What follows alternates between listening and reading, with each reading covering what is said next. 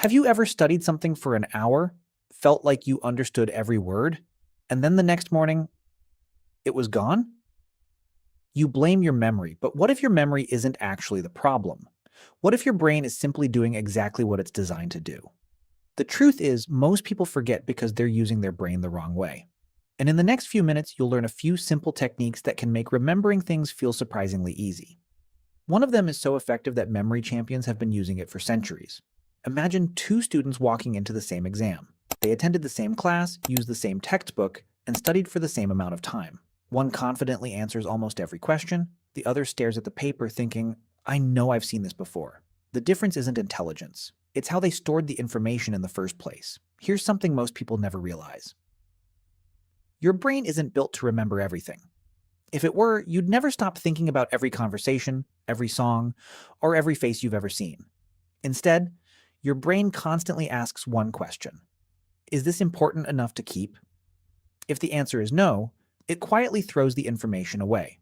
That's why reading the same page 5 times without paying attention barely works. Your brain thinks, this doesn't seem important, and moves on. So the first trick is surprisingly simple. Make your brain pay attention. Instead of reading while checking your phone every few minutes, remove every distraction for just a short session. When you're fully focused, your brain treats the information as valuable instead of background noise.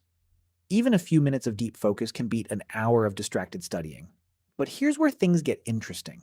Have you ever noticed how you can remember an embarrassing moment from years ago, yet forget what you studied yesterday? That's because emotions and unusual experiences stick. Your brain loves things that are different, so whenever you're trying to remember something, turn it into a picture. If you're learning about the heart pumping blood, don't just repeat the words, imagine a giant heart wearing boxing gloves, punching blood through giant red tunnels. It sounds ridiculous, and that's exactly why you'll remember it. The stranger the image, the harder it is for your brain to forget. Now here's a technique that feels almost like a superpower. Think about your house. You probably know exactly where your front door, kitchen, bedroom, and bathroom are without even thinking. That's because your brain is incredibly good at remembering places. So connect new information to locations you already know. Imagine placing one fact on your couch, another in your kitchen, and another beside your bed. Later, simply take a mental walk through your house, and those facts become much easier to recall. This is called the memory palace, and it's one of the oldest memory techniques still used today. But even that isn't enough if you never test yourself. Most people read their notes over and over thinking they're learning. They're not. They're just becoming familiar with the page. Instead, close the book and ask yourself, what can I remember? Every time you force your brain to pull information back out, you're making that memory stronger. It feels harder, but that's exactly why it works. And here's one final habit that almost feels unfair. Teach what you just learned. It doesn't matter if you're explaining it to a friend, your little brother, or even an empty room. The moment you try to explain something in simple words, your brain quickly exposes what you truly understand and what you don't. Then it fills in the missing gaps. That's why teachers often remember subjects better than students. They're constantly retrieving and organizing what they know.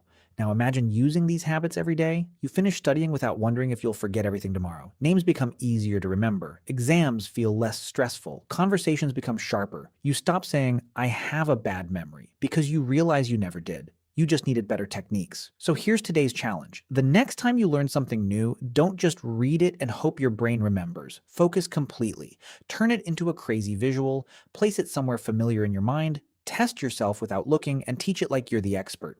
Because the people with the best memories aren't born different. They simply remember differently. If you enjoyed this video, like this video, and subscribe to this channel, and see you in the next video.